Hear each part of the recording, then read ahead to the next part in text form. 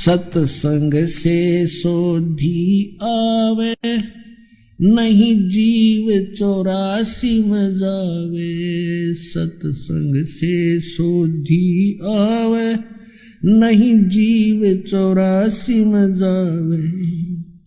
अब मेटो द्वेष और राग, हो राग या उम्र बतेरी जाली। अब मेटो द्वेष और राग, हो राग या उम्र बतेरी जाली।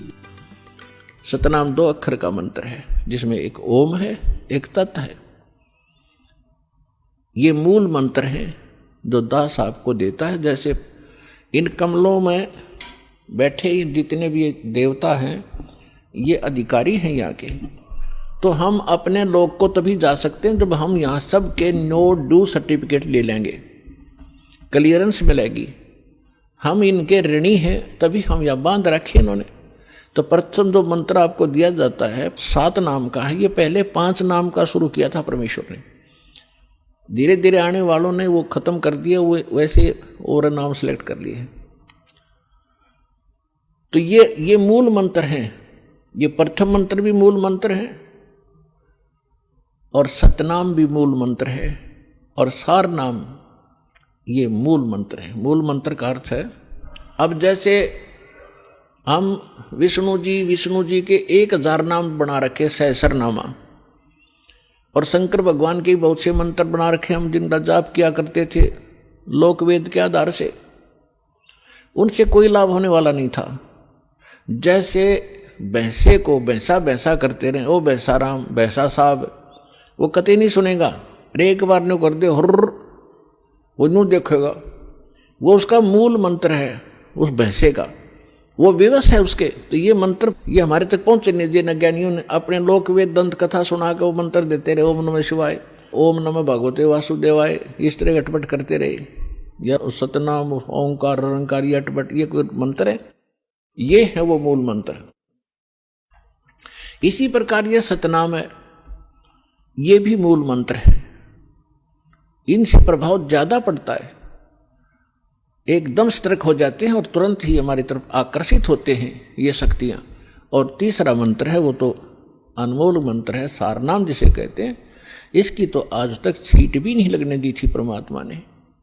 जितने भी महापुरुष हुए हैं सबको परमात्मा ने सतर्क कर दिया था, सारा ज्ञान समझा कर कि हमारा और काल का एक संघर्ष चल रहा है। जब 5505 वर्ष बीत जाएंगे कलयुग की, उससे पहले इसको डिस्क्लोज नहीं करना। धर्मदास साहिब जी से कहा था, धर्मदास मेरी लाख दुहाई, ये सार शब्द और ये मूल ज्ञान तो दास आपको बता रहे, ये है मूल ज्ञान। 33 अरब ज्ञान हम भाखा, 33 अरब वाणी बोली, और मूल ज्ञान हमने गुप्ती रखा है। ये है मूल ज्ञान जो दास को दिया है। और यही सभी महापुरुषों से परमात्मा ने स्पष्ट कर दिया था कि अभी तुम जाप करो, अपना कल्याण करवाओ, क्योंकि ये भोले हैं, अभी इनको ज्ञान है नहीं। आप ये नाम सुना दोगे, आने वाले समय में काल के दूत भी यही मंत्र देते मिलेंगे सभी को, तो हम भिन्नता कैसे बताएंगे नकली और असली की? तो वो तो महापुरुष थे, जैसा कि वेदों में लिखा है कि परमात्मा वहां से सतलोक से चलकर आते हैं, दृढ़ भक्तों को मिलते हैं। दृढ़ भक्त श्रेष्ठ आत्माएं, दृढ़ भक्त, ये सभी दृढ़ भक्त थे। इन्होंने आगे जुबान नहीं खोली किसी को ये मंत्र बता दूं। उदाहरण के लिए, जैसे आप भाई बाले वाली एक जन्म साखी है, जिसको पूरा सिख धर्म एक विशेष आदर और विशेष प्रमाणित ग्रंथ मानते हैं कि बाला और मर्दाना के साथ गुरु नानक देव साहिब जी की जो वार्ता हुई वो सारी ज्यों की त्यों लिपिबद्ध है। उसमें एक समुद्र की साखी आती है, यानी समुद्र का प्रकरण है कि बाला और मर्दाना ने गुरु नानक देव जी से कहा था कि गुरुदेव हमने श्रीलंका नहीं देखी, वो दिखाओ।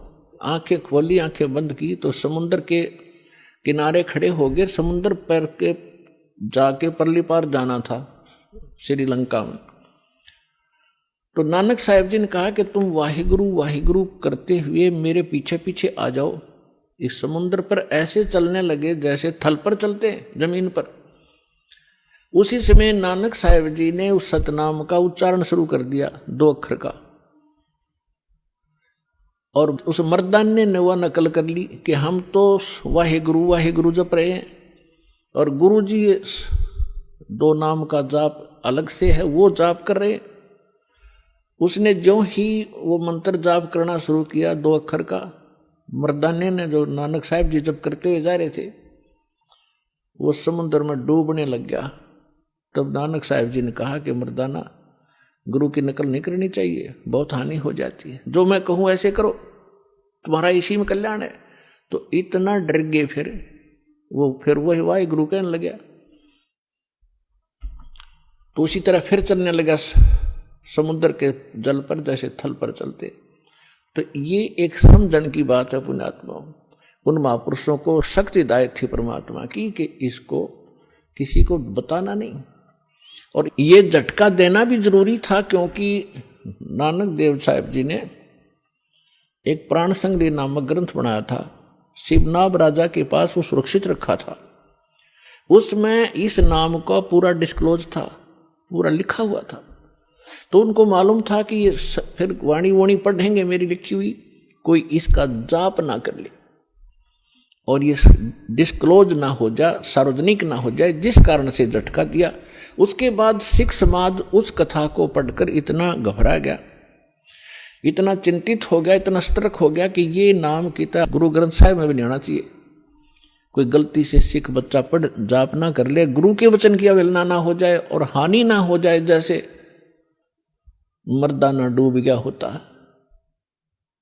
तो पुण्यात्माओं, ये संतों के खेल होते हैं।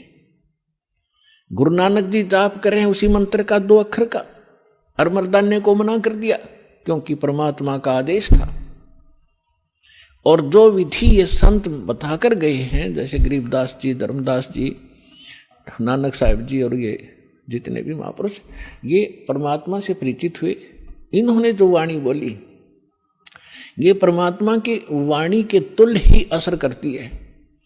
तो पूरे सिख समाज में वाणी का पाठ, भंडारे आदि उसी समय शुरू कर दिए, वाहिगुरु वाहिगुरु जाप करते हैं।